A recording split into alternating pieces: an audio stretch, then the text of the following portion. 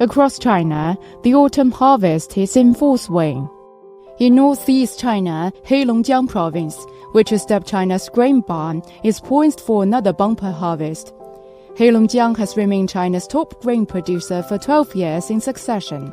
In 2021, Heilongjiang saw its 18th consecutive bumper year, with a grain harvest of more than 78.68 billion kilograms. Over the past decade, the province has developed 91.41 million more of high-standard farmland, laying a solid foundation for national food security. Heilongjiang has also achieved a 98% mechanization rate in farming.